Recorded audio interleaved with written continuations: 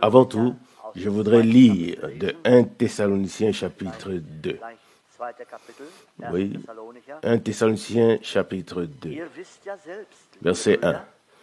Vous savez bien, vous-même, frères, que notre première arrivée parmi vous n'a pas été sans résultat. Mais, après avoir, comme vous le savez, enduré des souffrances et des mauvais traitements à Philippe, nous avons trouvé en notre Dieu le courage de vous annoncer le message de salut de Dieu au milieu de lourds combats. Verset 3. Car notre prédication ne repose pas sur l'erreur ou sur des motifs impurs, ni sur des arrière-pensées. Non, verset 4, de même que Dieu nous a jugés dignes en nous confiant le message de salut, ainsi nous parlons, non pour plaire aux hommes, mais pour plaire à Dieu qui sonde nos cœurs. Verset 5. Car, comme vous le savez, nous n'avons jamais usé de paroles flatteuses, ni un désir de gain caché. Dieu est notre témoin. Verset 6. Nous n'avons pas non plus recherché la gloire qui vient des hommes, ni de vous, ni d'aucun d'autre. Bien que, en tant qu'envoyés de Christ, nous aurions pu prétendre des honneurs. Au contraire, nous avons agi parmi vous avec douceur ou avec amour, comme une nourrice ou une mère qui prend soin de ses enfants. Verset 8. Nous nous sommes sentis conduits vers vous par l'amour et nous avons eu le désir de vous offrir non seulement le message du salut de Dieu, mais aussi nos propres âmes, car vous nous étiez devenus chers. Verset 9. Vous vous souvenez, frères, de nos peines et de notre charge de travail, tandis que nous étions occupés jour et nuit à des travaux manuels pour n'être à charge à aucun de vous, nous vous avons annoncé le message de salut de Dieu. Verset 10. Vous êtes nos témoins et Dieu aussi est témoin de la fidélité, de la justice et de l'intégrité de notre conduite à votre égard. Vous qui avez cru. Verset 11. Nous avons agi, vous le savez, comme un père envers ses enfants. Vous exhortant, verset 12, vous consolant et vous conjurant de marcher d'une manière digne de Dieu qui vous appelle à son royaume et à sa gloire. Verset 13. C'est pourquoi nous ne cessons de rendre grâce à Dieu de ce que, après avoir reçu la parole de Dieu que nous vous avons annoncée, vous l'avez reçue non pas comme une parole d'homme, mais comme ce qu'elle est véritablement, comme la parole de Dieu qui agit en vous maintenant que vous êtes croyants. Verset 14. Car, frères, vous êtes devenus des imitateurs des églises de Dieu qui sont en Christ dans la Judée, parce que vous aussi, vous avez subi de la part de vos propres concitoyens les mêmes souffrances qu'elles ont souffert de la part des Juifs, qu'ils ont souffert de la part des Juifs. Verset 15. Qui ont même tué le Seigneur Jésus et persécuté les prophètes comme nous.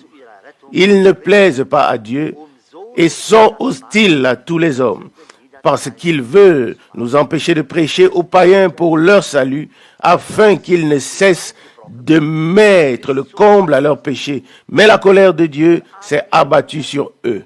Mais nous, frères, après avoir été quelque temps séparés de vous physiquement, il est vrai, mais non de cœur, nous avons désiré avec d'autant plus d'ardeur vous revoir. Verset 18, c'est pourquoi nous avions l'intention de vous rendre visite, moi, Paul, même plus qu'une fois, mais Satan nous en a empêchés. Verset 19, car qui est notre espérance et notre joie et notre couronne de gloire, si ce n'est vous devant la face de notre Seigneur Jésus à son avènement. Verset 20, oui, vous êtes en effet notre gloire et notre joie. Jusqu'ici, ces précieuses et saintes paroles de Dieu. Que Dieu bénisse sa parole en nous ce soir. Nous voulons remercier Dieu de ce qu'il nous permet de lire de telles paroles et de ce que nous puissions nous sentir connectés avec les croyants de tout temps. Levons-nous pour la prière d'ensemble. Dieu fidèle, nous te disons merci de tout cœur pour cette heure du soir. Nous te remercions pour ta précieuse et sainte parole. Nous te remercions, Seigneur, de ce que tu nous as parlé par ta précieuse et sainte parole. Seigneur, tu as envoyé tes serviteurs au commencement et à la fin.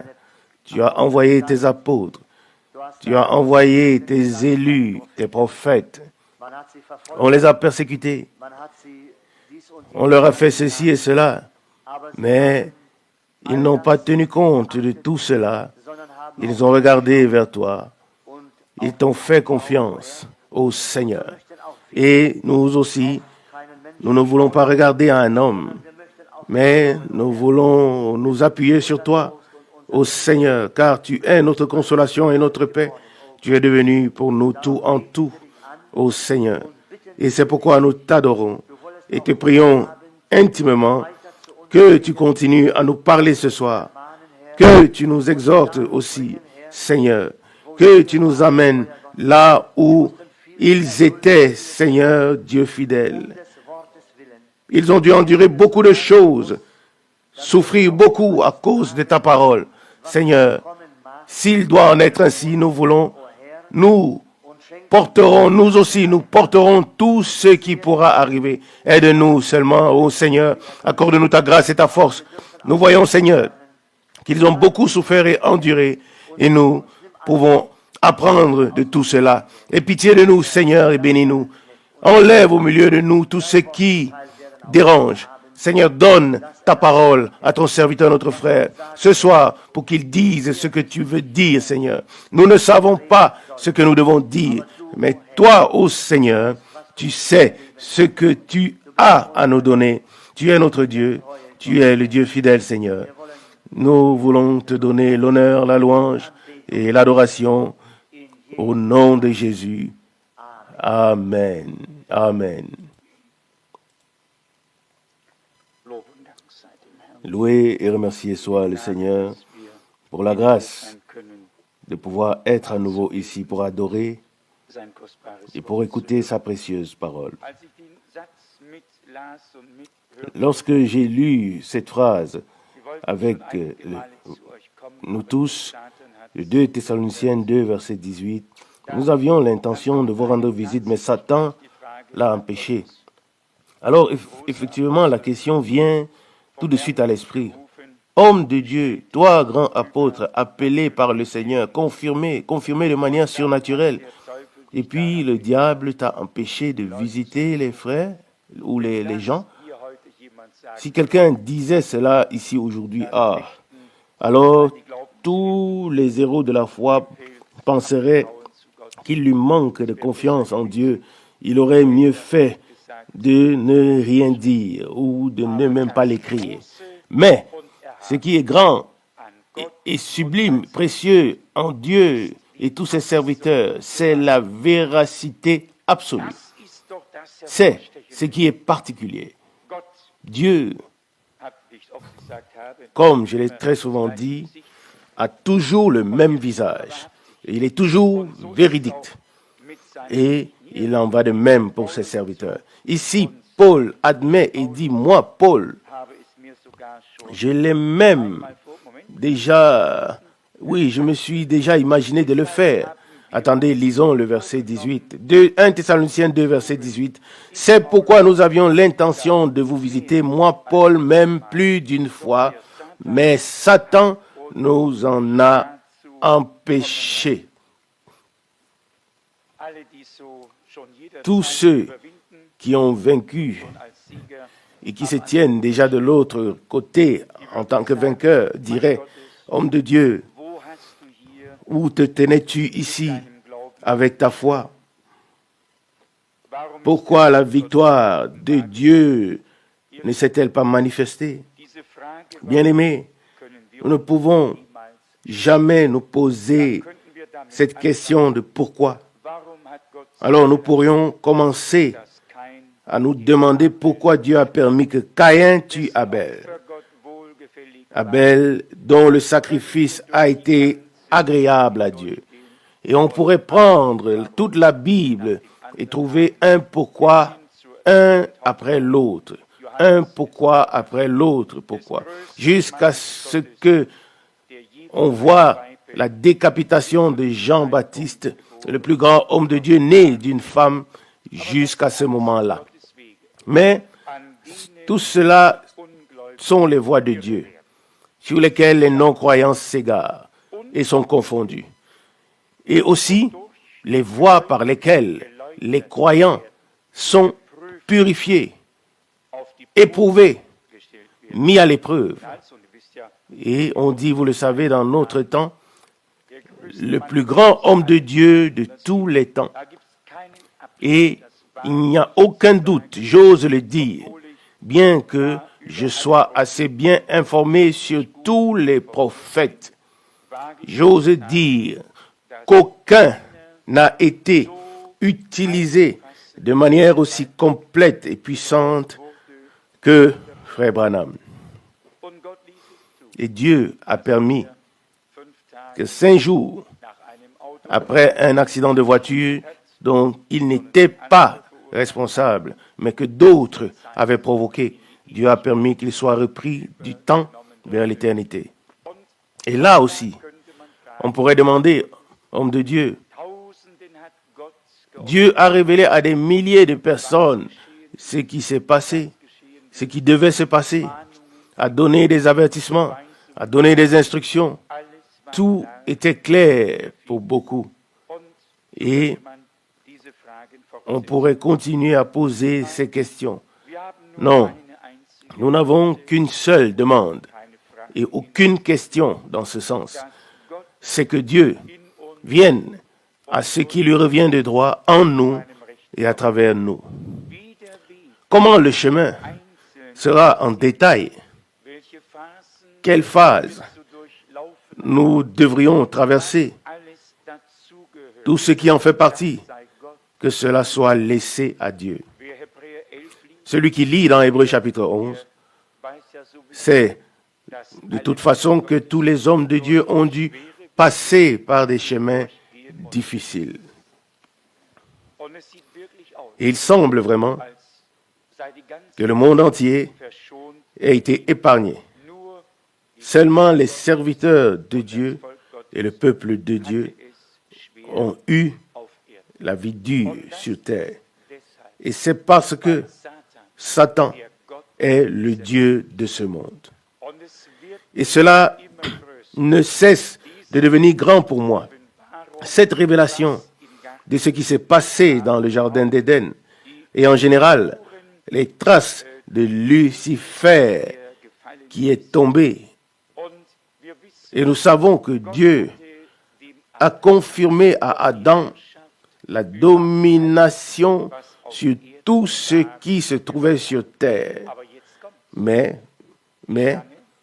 le serpent a pris Ève sous sa domination et cela a continué de sorte qu'à la fin, Adam a perdu ce domaine d'autorité, cette position de fils de Dieu et a été livré à la mort.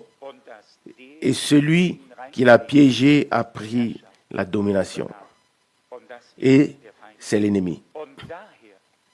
Et c'est pourquoi le Seigneur a dû verser son sang sur cette terre pour racheter légitimement les deux, l'humanité et aussi la terre sur laquelle l'homme a été pris. Et le jour vient où s'accomplira ce qui est écrit dans Apocalypse au chapitre 11, verset 15. Et le royaume du monde est remis à notre Seigneur et son oint.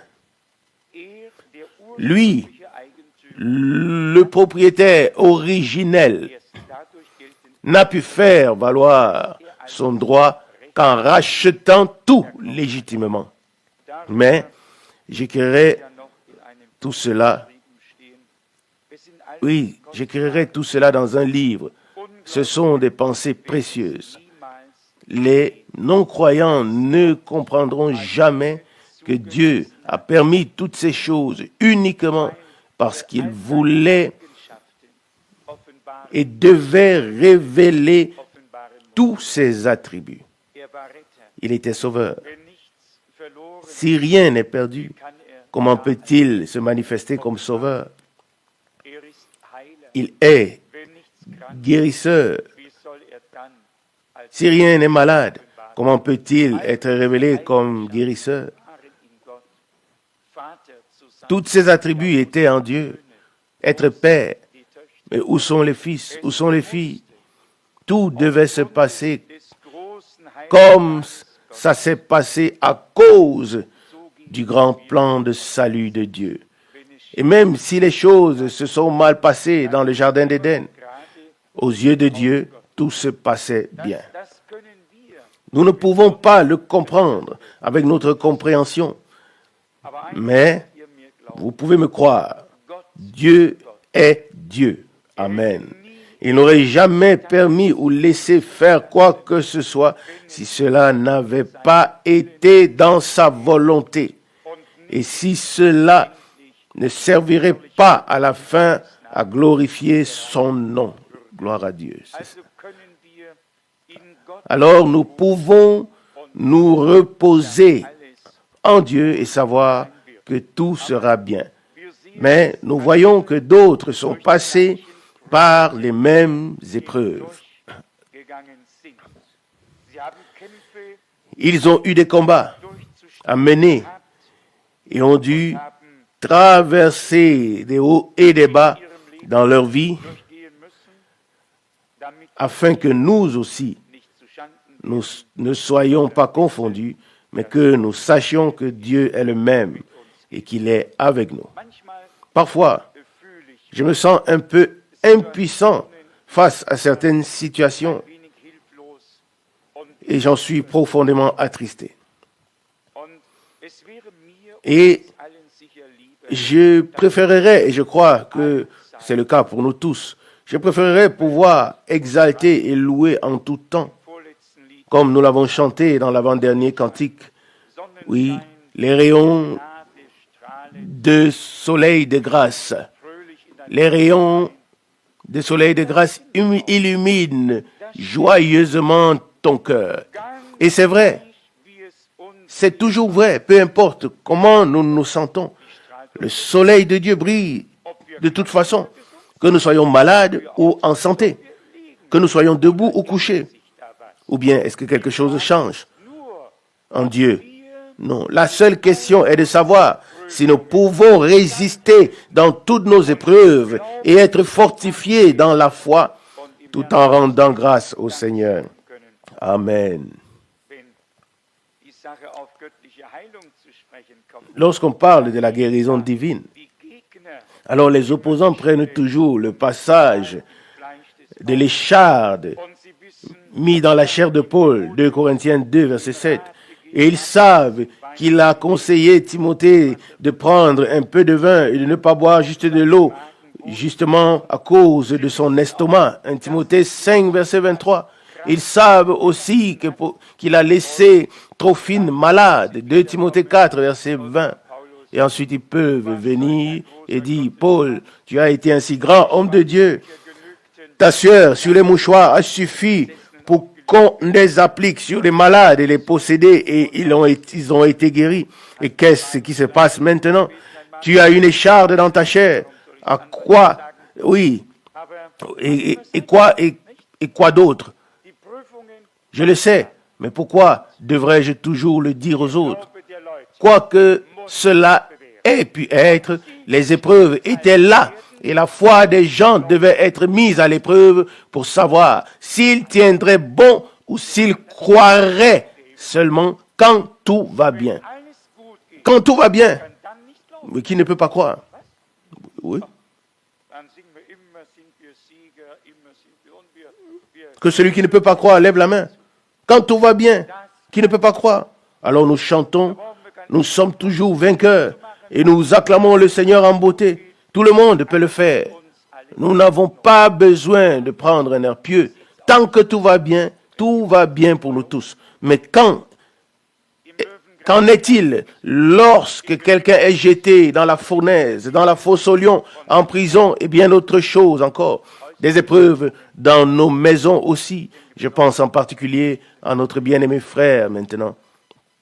Combien d'années se sont écoulées sans épreuves particulières, mon bien-aimé frère? Et maintenant les épreuves sont là.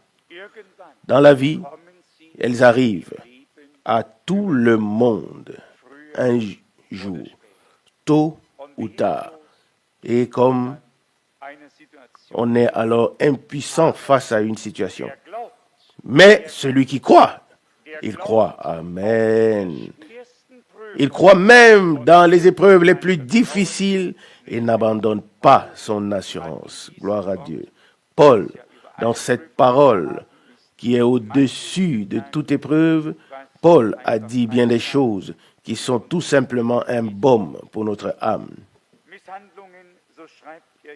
Il écrit ici qu'il a dû subir de mauvais traitements et que malgré cela, il a trouvé en Dieu le courage d'annoncer l'évangile de Dieu aux Thessaloniciens au milieu de durs combats. Et c'est alors que vient ce qui est si précieux pour nous tous. 1 Thessaloniciens 2, verset 3. Car notre prédication ne reposait pas sur l'erreur ou sur des motifs impurs, ni sur des arrière-pensées, verset 4. Non, de même que Dieu nous a jugés dignes en nous confiant le message de salut, ainsi nous parlons, non pour plaire aux hommes, mais pour plaire à Dieu qui sonde nos cœurs. Amen. Oui, tout prédicateur peut le dire aujourd'hui. Oui, nous pouvons tous le lire, mais la question est la suivante. Où est-ce que cela s'applique encore et est vrai? Et où est-ce que ce qui a été dit ici est vrai? Combien d'illusions, combien d'intentions malhonnêtes, combien d'arrière-pensées, encore plus que des pensées propres aujourd'hui. Comme je l'ai dit, tout le monde peut le dire. Et chacun peut aussi dire, tu vois, c'est bien écrit ici. Ce qui importe, ce qui compte, ce n'est pas seulement que ce soit écrit, mais que nous puissions subsister devant Dieu avec cela. Non pas que nous nous approprions la chose et que nous fassions une belle étiquette, mais que ce que nous lisons ici puisse s'appliquer à toute personne qui proclame la parole de Dieu. J'espère que je ne le dis pas avec présomption. J'espère que c'est vrai et que la parole de Dieu n'est pas annoncée, oui, dans l'erreur ou l'illusion, ni avec de quelconques intentions malhonnêtes et encore moins avec des arrière-pensées. Non, si c'était le cas, alors je laisserai la prédication de l'évangile à d'autres. Mais croyez-moi, seulement des hommes qui ont été appelés par Dieu lui-même et qui ont pris conscience de la responsabilité qu'elles portent devant le Seigneur, En disant cela, je n'écarte aucun frère que Dieu a béni et avec lesquels nous proclamons la parole ici. Mais il faut plus qu'un don de langage, d'éloquence. Il faut plus qu'un enthousiasme. Il faut plus qu'un programme. Il faut une crainte de Dieu qui puisse véritablement subsister devant le Seigneur. Que toute intention malhonnête, toute illusion ou erreur, toute arrière-pensée soit écartée et que nous puissions proclamer la parole de Dieu telle que nous l'avons, valorisée, telle que nous l'avons reçue, comme le message de joie et de liberté.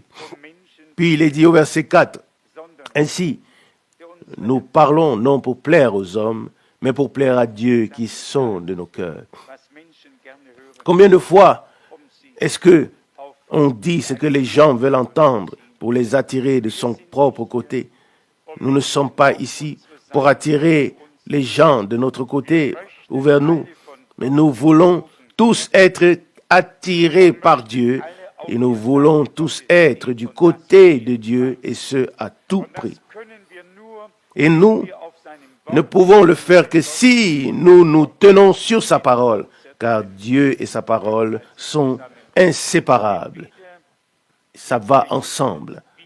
Et le verset 5, « Car, comme vous le savez, nous n'avons jamais usé de paroles flatteuses, ni de désirs de gain cachés. Dieu est notre témoin. Si tous les flatteurs se tenaient à l'écart de toutes les maisons, bien des âmes seraient encore sobres et parviendraient à la connaissance de la vérité. Que des paroles flatteuses sont prononcées partout, et cela fait tellement de bien. Je sais bien que la flatterie est ainsi faite quand elle est bonne, n'est-ce pas? Et c'est ainsi que les gens le trouvent toujours bon. On peut le voir, dans les bouches. Nous n'avons jamais usé de paroles flatteuses, ni d'un désir de gain caché. Dieu est notre témoin. Et maintenant le verset 6. Nous n'avons pas non plus recherché la gloire qui vient des hommes, ni de vous, ni d'aucun d'autre. Et cela correspond à la parole de notre Seigneur que nous avons lue ici récemment, tirée de l'évangile de Jean, où notre Seigneur lui-même a dit, au chapitre 5, verset 41, « Je n'accepte pas la gloire des hommes. » Et qu'est-ce que Paul dit dans l'Épître aux Galates, chapitre 1? « Si je cherchais encore à plaire aux hommes, je ne serais plus serviteur de Christ. » Galates, chapitre 1, verset 10. « Est-ce maintenant la faveur des hommes que je cherche ou celle de Dieu? Est-ce que je cherche à plaire aux hommes? Non. Si je cherchais encore à plaire aux hommes, je ne serais plus serviteur de Christ. » Toutes ces paroles sont des paroles très sérieuses, mais elles concernent les prédicateurs et non ceux qui écoutent la parole de Dieu.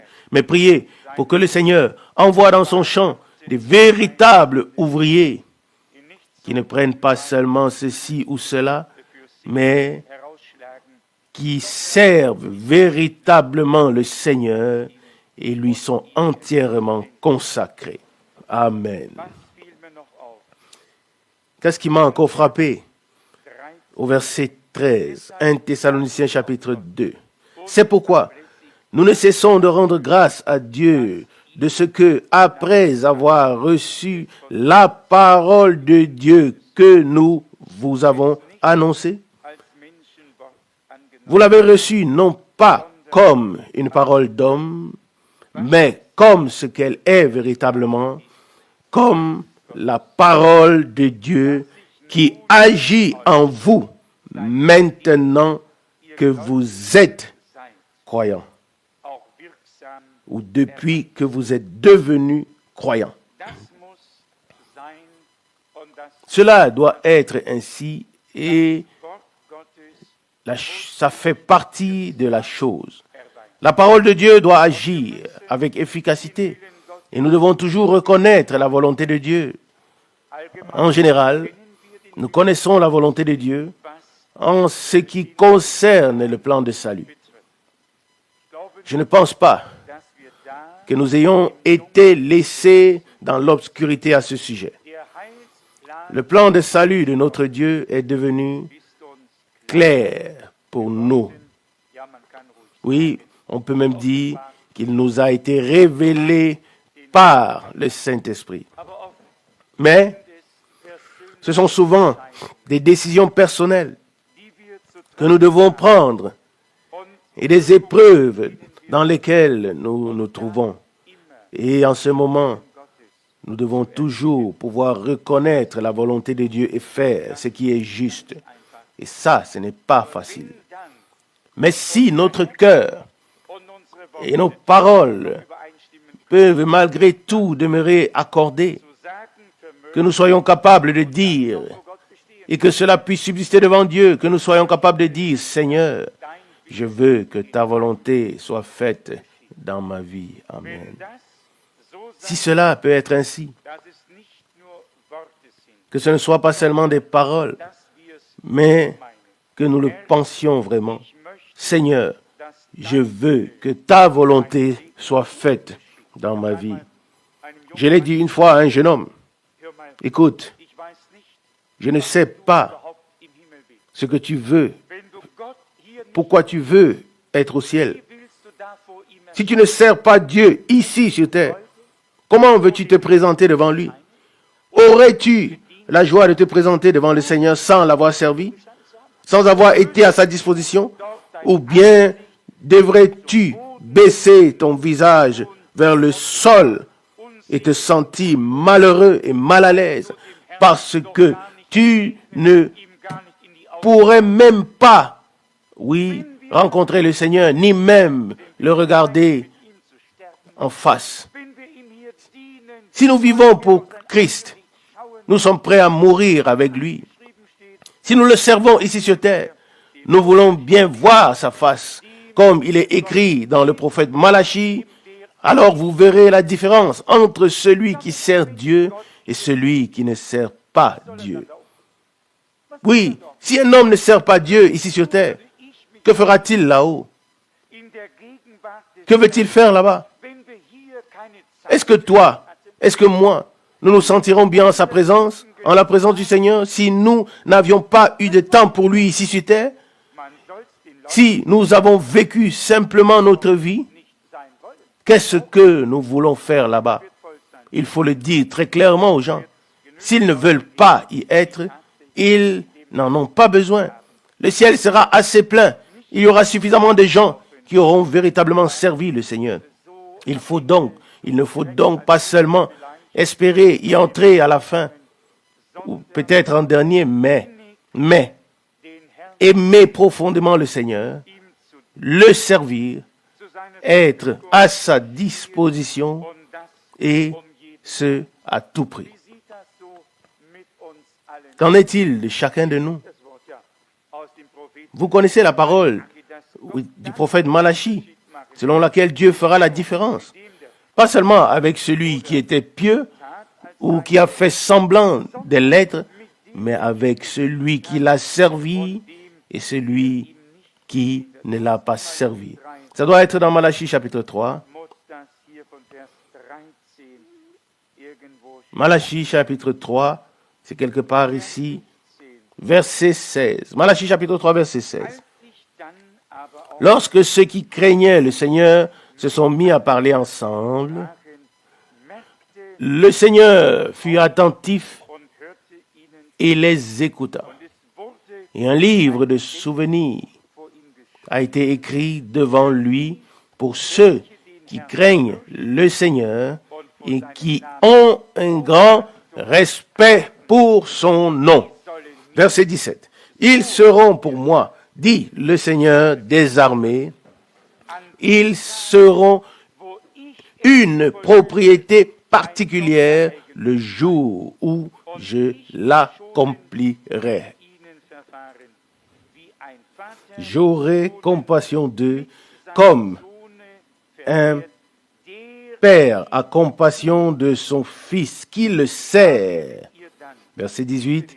Et vous verrez alors la différence entre le juste et celui qui est sans Dieu, l'impie, et entre celui qui sert Dieu et celui qui ne le sert pas. Ça, c'est le contexte. Oui, mais qu'est-ce que ça signifie servir? Aujourd'hui, on ne connaît même plus ce mot. Mais les serviteurs, ils ont servi. Oui. Un propriétaire pouvait prendre ses serviteurs et ils l'ont servi. Et quelle était leur tâche? Faire du beau temps? Non. Non. Ça venait d'en haut. Le beau temps venait d'en haut. Leur tâche était de servir fidèlement leur maître qui les a engagés, qui les avait mis au travail. Amen. Ils étaient à sa disposition et leurs yeux regardaient seulement vers les ordres qu'il donnait et ils l'ont exécuté. Ils les ont exécutés. Ici, il y a quelques pensées qui sont très précieuses et qui vont ensemble. Premièrement, le Seigneur a écrit le livre, un livre de souvenirs, pour ceux qui craignent le Seigneur et qui ont un grand respect pour son nom. Beaucoup ne savent même pas comment il s'appelle et sous quel nom il s'est révélé, sans parler du respect pour son nom. Il y a des gens, et c'est écrit dans l'un des livres d'histoire de l'Église, il est écrit que des écrits qui prétendent que les témoins de Jéhovah sont la bonne direction parce qu'ils sont les seuls à porter le nom de Dieu, pour ainsi dire. Ils ne portent rien du tout. Premièrement, c'était toujours le nom Yahvé, et ce n'est que depuis le XVIe siècle que le nom de Jéhovah a été utilisé. Mais le nom par lequel Dieu s'est révélé à nous pour notre salut, c'est le nom de Jésus. Et c'est ce nom que nous portons. Et notre Sauveur dit, je suis venu au nom de mon Père. Et vous ne me recevez pas. Jean 5, verset 43. Avec quel nom est-ce qu'il est venu? C'est très simple. Mais quand il s'agit de le faire, alors ça devient très étroit et le chemin devient serré. Et la porte est étroite comme nous le savons de Matthieu 7, verset 14. Verset 17, Malachie chapitre 3. Ils seront à moi, dit le Seigneur des armées. Ils seront une propriété particulière le jour où je l'accomplirai. Et nous attendons tous ce jour, le jour où le Seigneur mènera son œuvre à son terme, à son achèvement. Ce jour-là, ils me serviront, eux qui ont un grand respect pour mon nom. Ils me serviront, dit le Seigneur. Amen. Verset 17, il reprend. Ils seront pour moi, dit le Seigneur des armées, ils seront une propriété particulière au jour où je l'accomplirai. Pas seulement une propriété, mais une propriété particulière. Ce sera tous ceux qui seront présents à la seconde résurrection et qui entreront alors dans la vie éternelle. Non, ils seront pour moi une propriété particulière. Ils n'auront pas à la première résurrection. Ils prendront part à l'enlèvement. Ils seront transformés à l'image de Jésus-Christ, le Fils de Dieu. Ils vont prendre part au repas de noces. C'est bien de ça qu'il s'agit.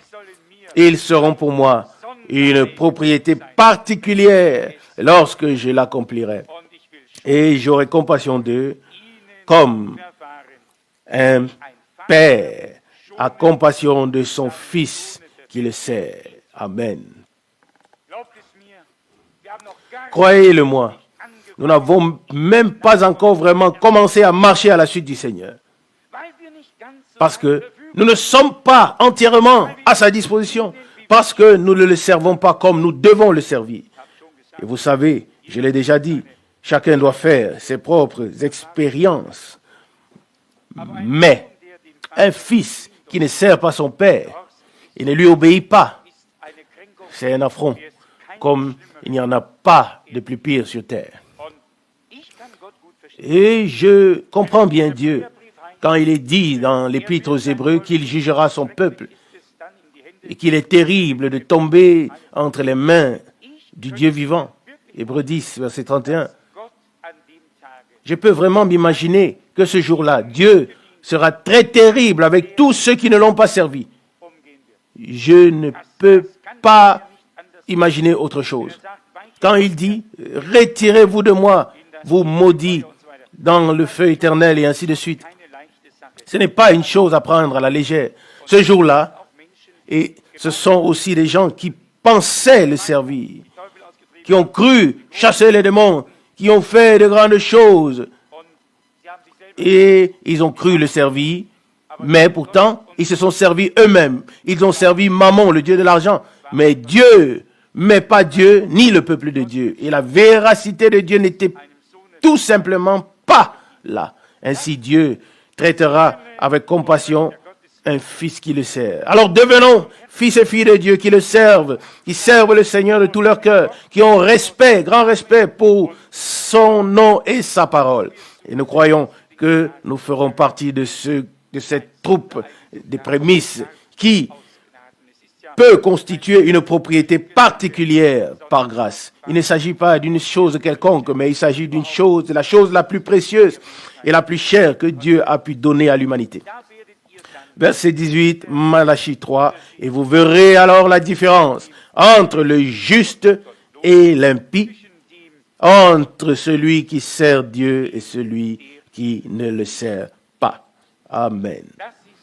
Ça, aujourd'hui, ce n'est toujours pas à voir. On ne le voit toujours pas aujourd'hui. Aujourd'hui, tout le monde le sert. Oui. Qui ne le sert pas aujourd'hui? Et si nous allons à Rome, il faudrait, si l'on était aveugle, on penserait que tout y est en ordre. Qui ne sert pas Dieu aujourd'hui? Chaque évangéliste, chaque prédicateur, chaque église, chaque dénomination, qui ne sert pas Dieu aujourd'hui? Et savez-vous ce que la Bible dit? Celui qui ne tient pas sa langue en bride et pense servir Dieu, son service est vain. Jacques 1, verset 26. Il y a tant de choses qui passent à côté du but et les gens n'en sont même pas conscients. Un service divin, un vrai service de Dieu implique beaucoup plus que ce que nous avons fait jusqu'à présent. Et je pense que c'est ce vers quoi nous nous dirigeons maintenant. Être entièrement à la disposition du Seigneur. Le servir. Avoir du respect pour sa parole et pour son nom. Pas seulement se contenter de penser en silence que je serai présent d'une manière ou d'une autre ce jour-là, mais le servir de tout cœur. Être à sa disposition. Tous ceux qui ont servi savent ce que c'est. Il n'y a peut-être plus personne de cela ici aujourd'hui, mais vous auriez dû demander à l'ancienne génération combien ont servi. Alors, qu'est-ce que c'était? La fidélité sera récompensée. Malachie 3, verset 18, il répète le verset, « Et vous verrez alors la différence entre le juste et l'impie, entre celui qui sert Dieu et celui qui ne le sert pas. » Le juste est celui qui sert Dieu. Le méchant ou l'impie est celui qui ne sert pas Dieu. Et voyez-vous où la chose mène? Juste après vient le chapitre 4, verset 1. Malachie 4, verset 1. « Car sachez que le jour vient, ardent comme une fournaise, où tous les orgueilleux et tous ceux qui agissent sans loi. » Ici, le mot « sans loi », impie. 2 Thessaloniciens 2. L'homme sans loi, l'homme impie sera manifesté. L'Esprit l'a annoncé. 2 Thessaloniciens 2, verset 3. Et combien d'anarchie il y a parce qu'ils ont tous adopté la même doctrine. Il n'y a pas de possibilité de séparer l'Ancien Testament du Nouveau. Et tous ceux qui l'ont fait se sont détachés de la loi. Ils sont sans loi. Ils sont sans Dieu, impies. Vous savez que je peux vous montrer à partir du Nouveau Testament que l'Ancien Testament a été considéré dans son ensemble comme une loi. Il y a un passage bien connu dans l'Épître aux Corinthiens qui dit même que ce qui est écrit dans le prophète Ésaïe est considéré comme étant écrit dans la loi. C'est très, très intéressant, car beaucoup préféreraient mettre de côté l'Ancien Testament. Dans 1 Corinthiens 14, à partir du verset 20, il est écrit, « Bien-aimés frères,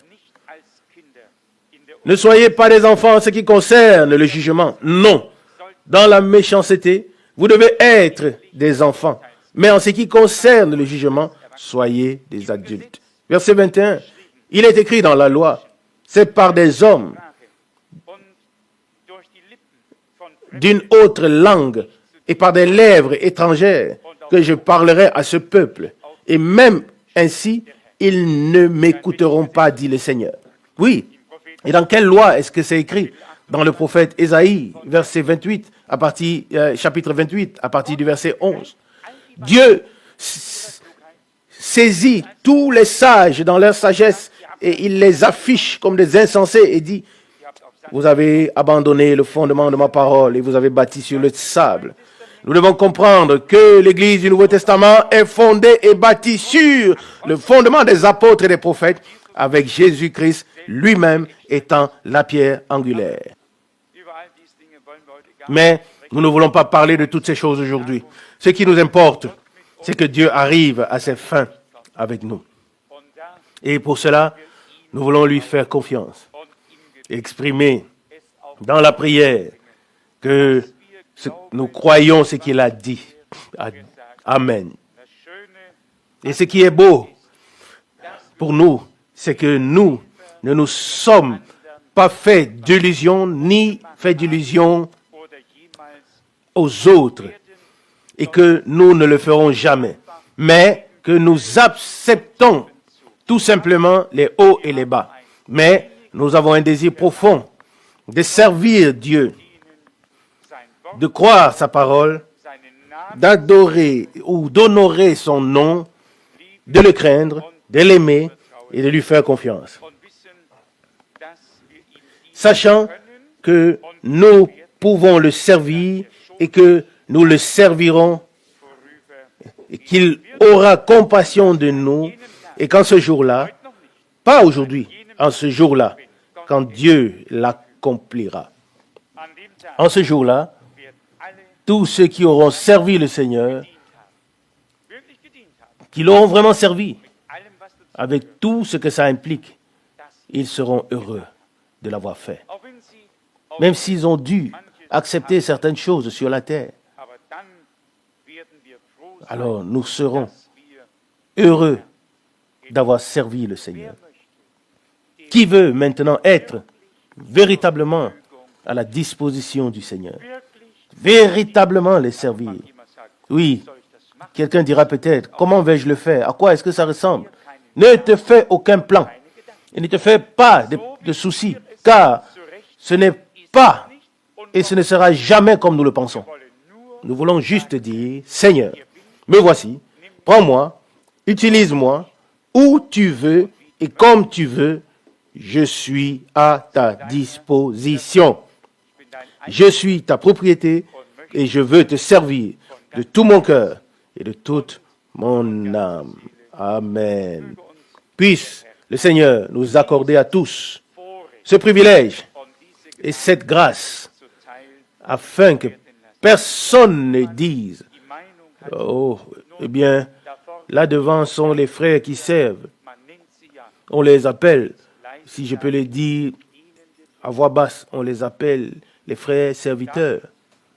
Cette appellation n'est pas ce qui importe. Par frères serviteurs, on ne fait que nous montrer par la parole. Les frères serviteurs ne font que nous montrer par la parole ce que Dieu a prévu pour nous tous, qu'il nous a tous impliqués dans son programme et que chacun de nous peut le servir. Alléluia.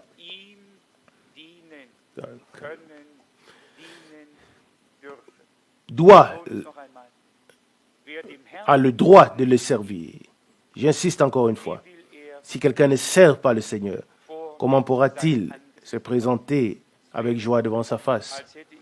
Ce serait comme si j'avais des fils qui suivent leur propre voie, qui me tournent le dos, qui, comme le dit l'Américain, qui ne se soucient pas de ce que le vieux dit. Et puis un jour, il doit être heureux et joyeux, on doit être heureux et joyeux et se sentir à l'aise. Non, ce n'est pas comme ça que ça se passe avec Dieu et ce n'est pas comme ça que ça se passe sur la terre.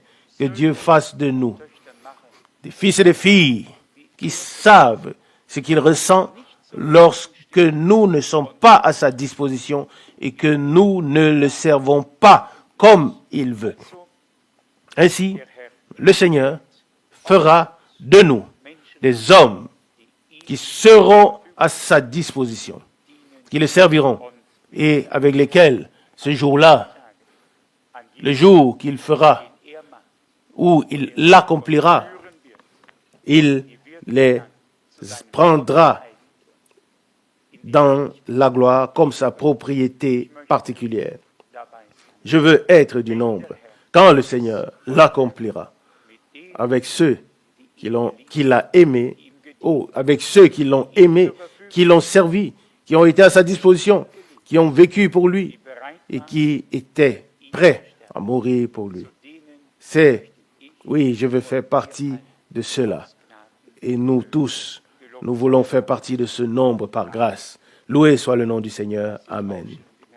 Levons-nous et remercions brièvement le Seigneur.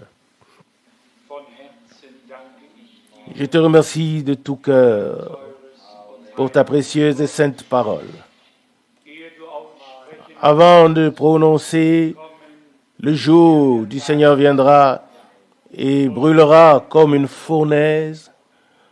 Avant de prononcer cette parole, tu as souligné par le ainsi, dit le Seigneur, tu as souligné que tu prendras des personnes comme une propriété particulière. Les hommes qui ont du respect pour toi, pour ta parole, pour ton nom.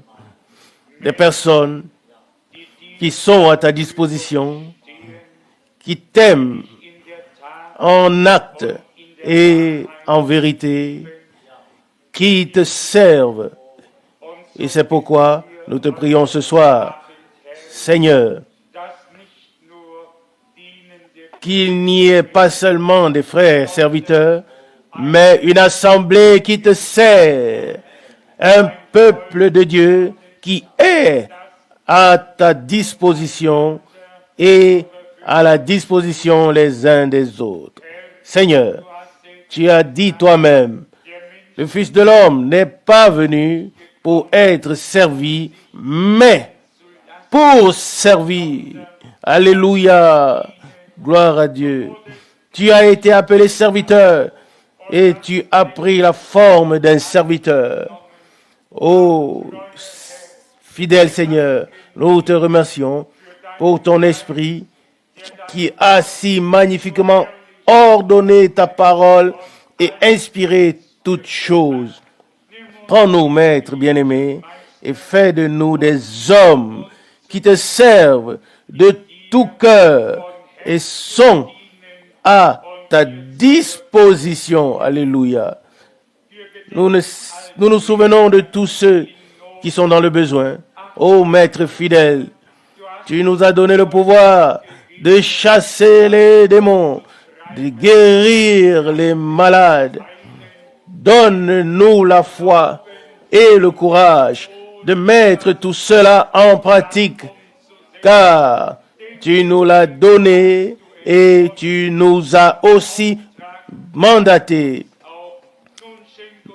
Donne-nous maintenant ce dont nous avons besoin pour être ou pour mettre tout cela en pratique. Nous te remercions, Seigneur fidèle, et nous t'adorons au nom de Jésus. Amen. Amen.